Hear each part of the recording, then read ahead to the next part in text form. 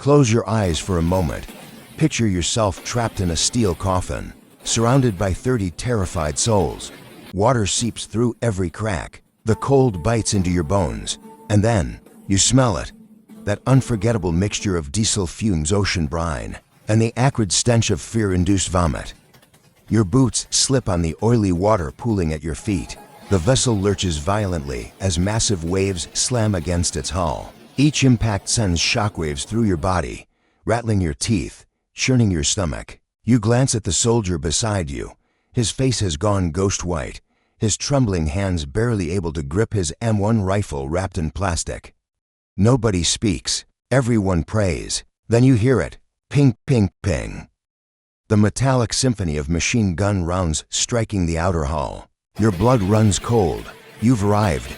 The engine roars one final time before falling silent. The landing craft lurches to a stop. Chains rattle as the front ramp begins its descent. Gray morning light floods in. The ramp drops, and what you see beyond is nothing short of hell on earth. Welcome to Omaha Beach. Welcome to June 6, 1944. Welcome to D-Day, the day that would determine the fate of the entire world. To understand why these men found themselves in this nightmare, we need to rewind the clock. By 1944, Western Europe had fallen under the iron grip of Adolf Hitler's Third Reich. France had suffered under Nazi occupation for long years. If you looked at a map of Europe then, you'd see something terrifying.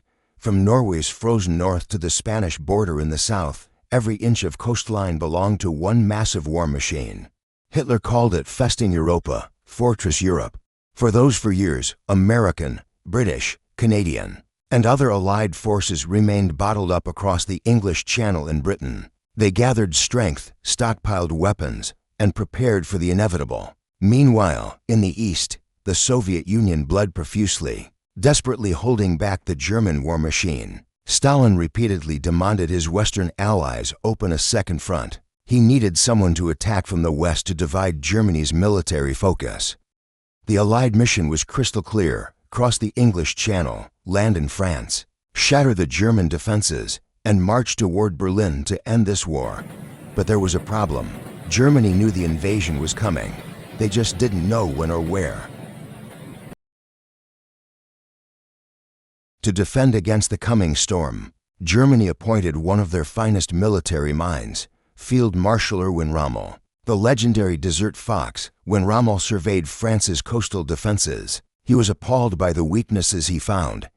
He immediately ordered the construction of a massive, defensive network, the Atlantic Wall. This became one of history's most ambitious military construction projects. Thousands of tons of concrete were poured. Kilometers upon kilometers of barbed wire stretched across beaches. Rommel's philosophy was brutally simple: destroy the enemy at the waterline. Stop them while their boots are still wet. If the Allies established a beachhead, Germany would lose. So Rommel transformed Normandy's picturesque beaches into meticulously planned killing fields. In the shallows, he planted thousands of obstacles. Belgian gates, massive iron structures designed to tear open ship hulls. Rommel's asparagus, wooden stakes topped with mines, positioned to detonate landing craft at high tide. On the beaches themselves, millions of landmines waited beneath the sand. And on the cliffs overlooking the sea, he constructed wider Standsnester, or resistance nests. These interconnected concrete bunkers housed artillery pieces, mortars, and the most feared weapon of the war, the MG-42 machine gun. This weapon was an infantryman's nightmare. It fired 1,000 to 100 rounds per minute, so fast it didn't sound like individual shots, but like fabric being violently ripped apart. German gunners could sweep an area the size of a football field in seconds. Across the Channel in England, the Allies assembled the largest invasion force humanity had ever witnessed, Operation Overlord. The numbers were staggering. Over 150,000 troops prepared to land on the first day alone. Nearly 7,000 vessels of every description, from massive battleships and destroyers to thousands of small landing craft, crowded the harbors. Overhead, more than 11,000 aircraft stood ready to provide air support. The soldiers came from all walks of life: the American 1st Infantry Division, the Big Red One, brought combat experience from Africa and Sicily, but many others, like the 29th Division composed of young National Guardsmen, had never seen combat, never witnessed death, never heard a bullet scream past their heads, and they carried crushing loads. Each infantryman bore 30 to 40 kilograms of equipment, rifles, ammunition, rations, entrenching tools, gas masks, personal gear. Some carried mortars or radio equipment. Their uniforms, thick wool treated with chemical-resistant coating, were stiff, hot, and uncomfortable. They trained to sprint across beaches and find cover quickly. But one variable on the morning of June 6 threw everything into chaos: the weather. The English Channel was in turmoil. High waves, violent winds, thick clouds blanketing the sky. These conditions rendered much of the air support ineffective. Bombs dropped by Allied aircraft missed their targets. The German bunkers remained intact and operational, which meant that when the landing craft approached the shore, those machine gun nests were fully manned and waiting. German soldiers, a mix of battle-hardened veterans and young conscripts, peered out to sea through their gun sights. At first, they saw nothing through the fog. Then the mist lifted, and their blood ran cold. The horizon was black with ships, thousands upon thousands of them. At 6:30 a.m., across the 5 beach sectors codenamed Utah, Omaha, Gold, Juno, and Sword, the ramps began to lower, and that's when military theory died and brutal reality took over. Let's focus on the deadliest sector, Omaha Beach. The ramp drops. Iron crashes onto wet sand. For the men at the front of Company A, 116th Regiment, the war ended in that instant. The Germans had been waiting. Their MG-42s were already aimed directly at the ramp openings. The moment that gap appeared, bullets poured in like water from a fire hose. The interior of the landing craft became a slaughterhouse in seconds. If you're in the back rows, you face an impossible choice. You watch your friends collapse in front of you. Your instincts scream at you to escape.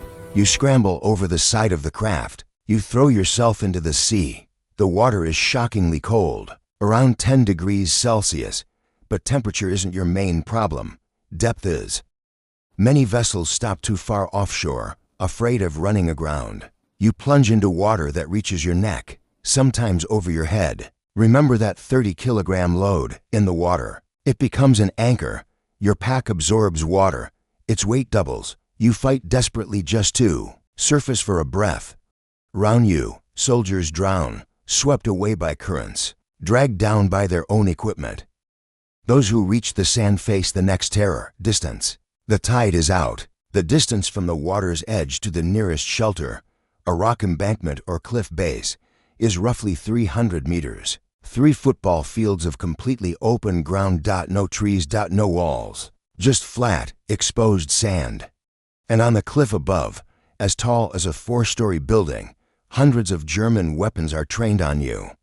You run. The wet sand sucks at your boots. Water sloshes in your footwear. Your breathing becomes ragged. The sounds around you are pure chaos. Artillery blasts shake the ground and rattle your ribcage. The MG-42's distinctive ripping sound never stops. Sand erupts in small geysers where bullets strike. You see beach obstacles, wooden stakes, triangular iron hedgehogs. You dive behind one. You try to catch your breath. Your heart pounds so hard against your ribs it hurts. You look round. The command structure has collapsed. Your officer might be dead. Your radio is waterlogged. Your unit is scattered. You're alone in a crowd of thousands. Many soldiers simply froze. They huddled behind beach obstacles, too terrified to move, waiting for a miracle. But the tide was rising. Slowly but surely, the water began submerging their hiding spots. Their choice narrowed to 2 options: drown or advance into hell. This was Omaha Beach. This was why they called it Bloody Omaha. The name was earned with blood. But D-Day was a massive operation. On other beaches, the story unfolded differently. At Utah Beach to the west, luck smiled on the Allies. Strong currents dragged their landing craft to kilometers from the planned target. They landed in the wrong place, but this mistake became a blessing. There, intended landing zone was heavily fortified. Where they actually landed, defenses were much lighter. Brigadier General Theodore Roosevelt Jr., son of the former president, landed with the first wave. He stood on the sand with his walking cane, assessed the situation, and uttered words that became legend. "We'll start the war from right here." At Utah, D.D. Sherman tanks successfully made it ashore. Infantry had armored support. They pushed inland quickly with minimal casualties compared to Omaha. At Gold, Juno, and Sword Beaches, British and Canadian forces brought something unexpected: specialized vehicles nicknamed Hobarts. Funnies. These were tanks modified in bizarre ways to overcome beach obstacles. The crab tank had rotating chains on the front that beat the sand to detonate mines. Other tanks carried massive carpet rolls to lay across soft sand, preventing trucks from getting stuck. Some carried portable bridges. These strange contraptions proved remarkably effective. British and Canadian infantry advanced behind these iron monsters, and on Sword Beach, amid the bullets and mortar fire, music could be heard. Bagpipe music. A soldier named Bill Millen, following orders from his commander Lord Lovett, casually strolled along the beach playing Highland Laddie on his bagpipes. He wore a kilt and carried only a dagger in his sock. Around him, men dove for cover, bled, and died. But Millen kept walking upright, playing his instrument. Later, captured German prisoners admitted they'd seen him. They didn't shoot because they thought he was insane, and killing a madman was bad luck. Millen's presence provided a strange but powerful morale boost to British troops. At Juno Beach, Canadian forces displayed ferocious courage. They landed late, after the tide had risen, and covered mine obstacles. Many of their craft exploded, but the moment their boots hit sand, they moved aggressively. Known as shock troops, they stormed seawalls and cleared coastal towns house by house. By day's end, Canadian forces had penetrated deeper into France than any other Allied unit. Back at Omaha, the situation remained critical. 1 hour passed, then 2. American troops were still pinned on the beach, trapped between sea and cliff. Casualties mounted. General Omar Bradley, aboard the command ship, actually considered abandoning Omaha and withdrawing forces.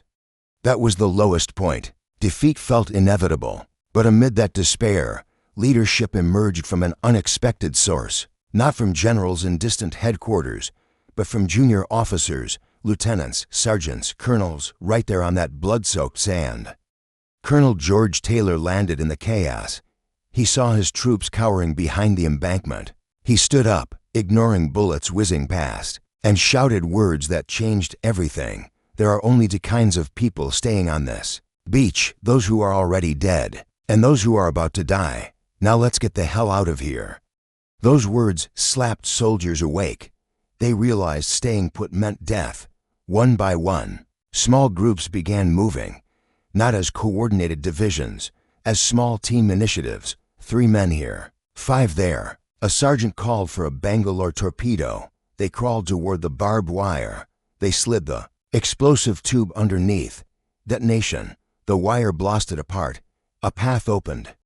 They began climbing the cliff. They crawled through brush, avoiding heavily defended main routes. They approached German bunkers from blind spots. They threw grenades through firing slits. They used flamethrowers. One by one, German machine guns fell silent. Black smoke rose from concrete bunkers.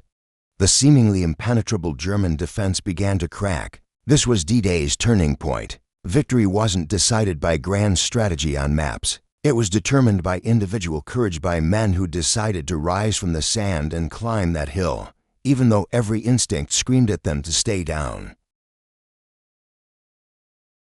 As the sun set on the western horizon, Normandy's gray sky turned orange, mixed with thick black smoke from burning Sherman tanks. The deafening rattle of MG-42s that had dominated the morning was gone, replaced by quieter but more haunting sounds: medics calling out, the groans of wounded men, and waves crashing against the shore as if nature didn't care about the carnage.